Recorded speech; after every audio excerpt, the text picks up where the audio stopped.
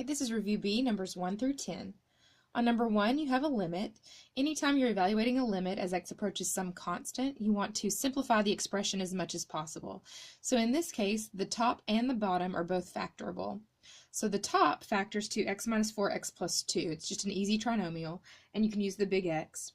On the bottom, you've got a difference of perfect squares, so you put x minus 4 and x plus 4.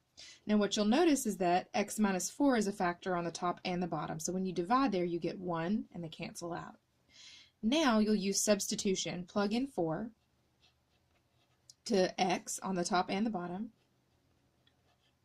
and we have 6 over 8, which reduces to 3 over 4. And that's your final answer. If you don't reduce and simplify, you're going to end up with 4 squared minus 16, which is 16 minus 16 in the denominator, and you know you can't divide by 0, so you'd probably choose no solution. So be careful of that. Always, always, always simplify first. Okay, on number 2, you're given f of x, and we need to find f prime, and then plug in 2 for x. So f prime would be 6x squared minus 2x plus 3.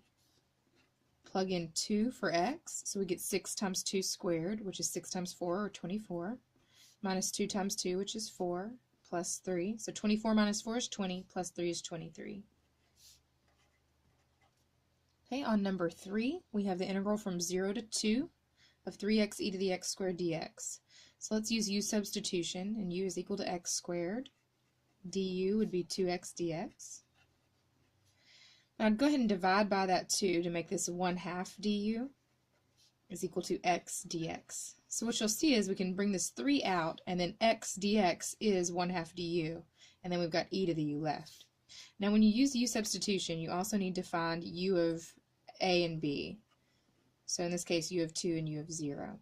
So if I plug 2 in to u, I get 4. If I plug 0 in, I get 0. So now we pulled out the 3. We have the 1/2 in front, so 3/2 times the integral from 0 to 4 of e to the u du. Now the integral of e to the u is just e to the u.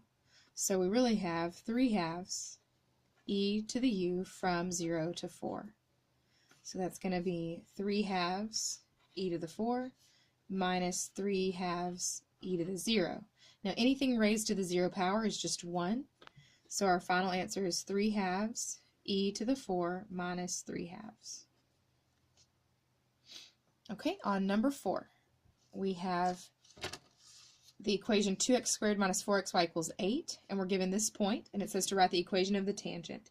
And you know for the equation of the tangent, we need a point, and we also need slope, so we need to find the m value. Okay, so let's go ahead and differentiate this using implicit differentiation, and then plug in our point to find m. So we'd have 4x minus, now here I'm going to use the product rule. So the first is 4x, the derivative of the second would be dy dx, plus the second, which is y, times the derivative of the first, which is 4. Okay, and make sure you put that in parentheses with the minus sign outside. And then it equals the derivative of 8, which is 0. Okay, so now I have 4x minus 4x dy dx, I'm going to distribute that negative, minus 4y equals 0. Let's add 4y and subtract 4x to the other side, and then divide by negative 4x, and we'll have dy dx all by itself. Okay, so again, dy dx is going to be equal to add 4y, subtract 4x, divide by negative 4x, and that's dy dx. Now we're ready to plug in the 1 and the negative 3/2. Okay, so we've got 4 times y, so 4 times negative 3/2.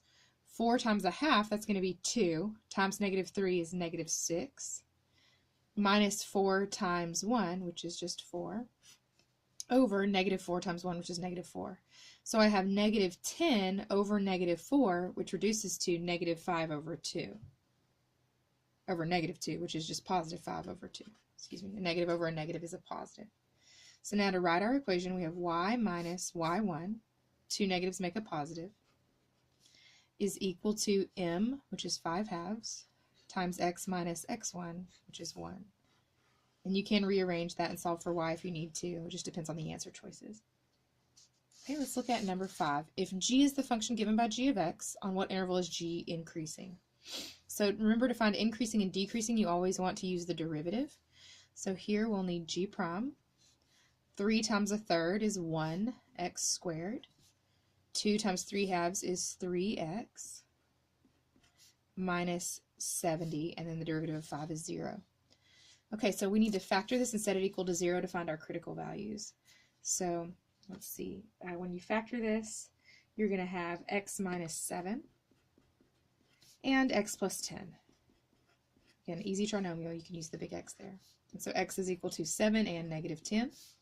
Set up your number line, negative 10, 7, and again, you're plugging into g prime. So choose a number less than negative 10, negative 100 for instance, and plug it into g prime. So if I plug in something like negative 100 here, I'd have a negative times a negative, which would give me a positive. If I plug in 0, for instance, something between negative 10 and 7, I'd have a negative times a positive, which would be a negative. If I plug in 10, which is greater than 7, I'd have a positive times a positive, which is a positive. Okay, so the function is increasing from negative infinity to negative 10 and 7 to infinity. And that's your answer. Okay, on number 6, we have the integral from 1 to 2.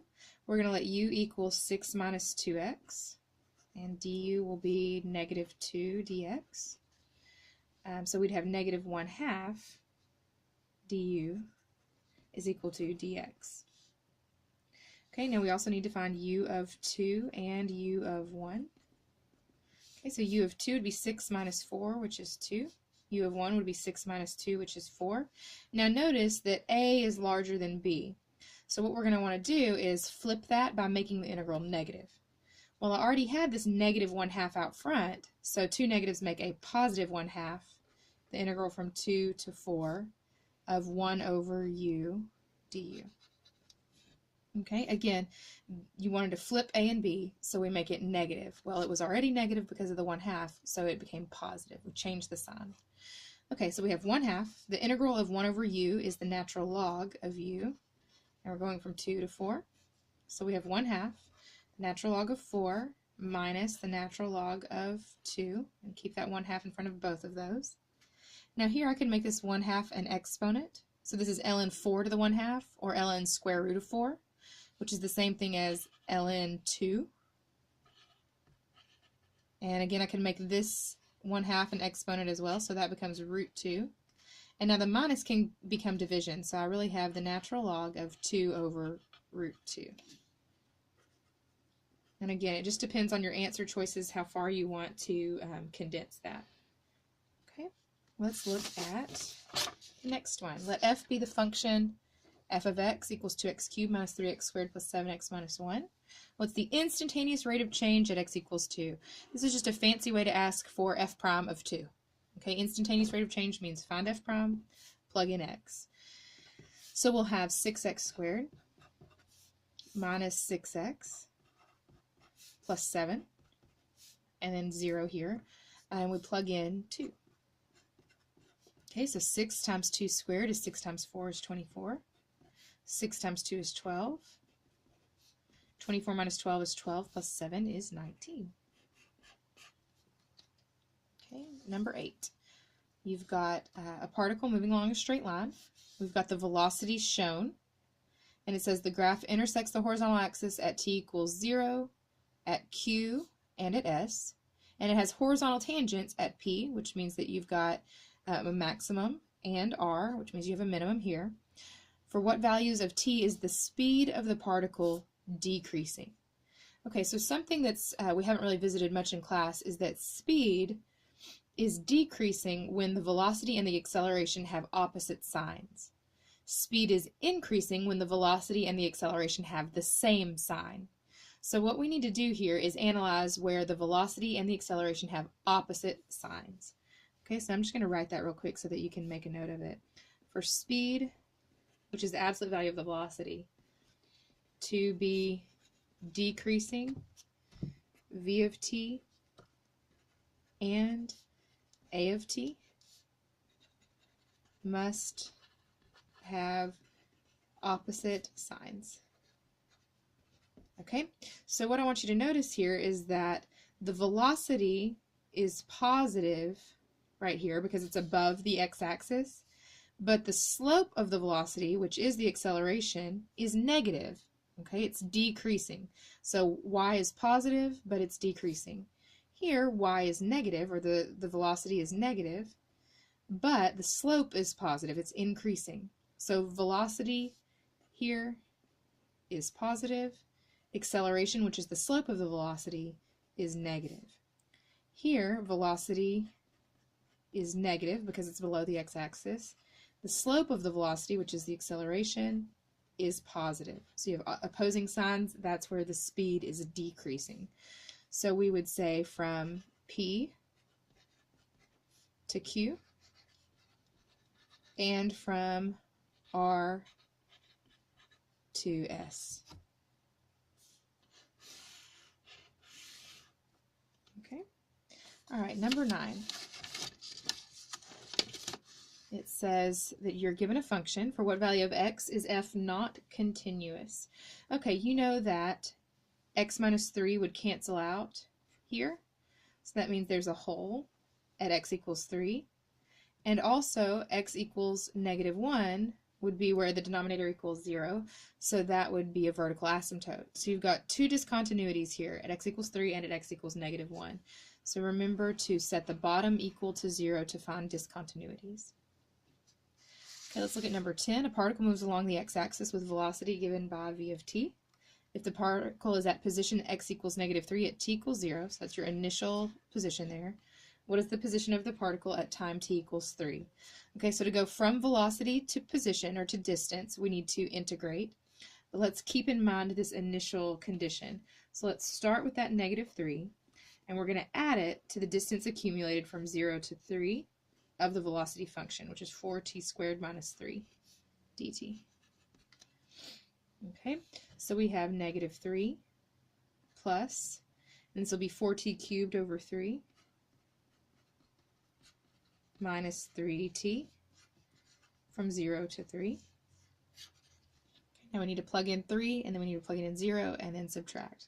So we have -3 plus 3 cubed would be 27, divided by 3 is 9, times 4 is 36, minus 9, so let's see, let's write this out. I have 4 times 9, and then minus 9. If we plug in 0, we'd have 0. Okay, so we have -3 plus, that makes 27, and that's 24. Be careful here, remember you have to multiply before you subtract. Don't get rid of those accidentally or something like that. Okay, and we've got 24 for our final answer. And that's it.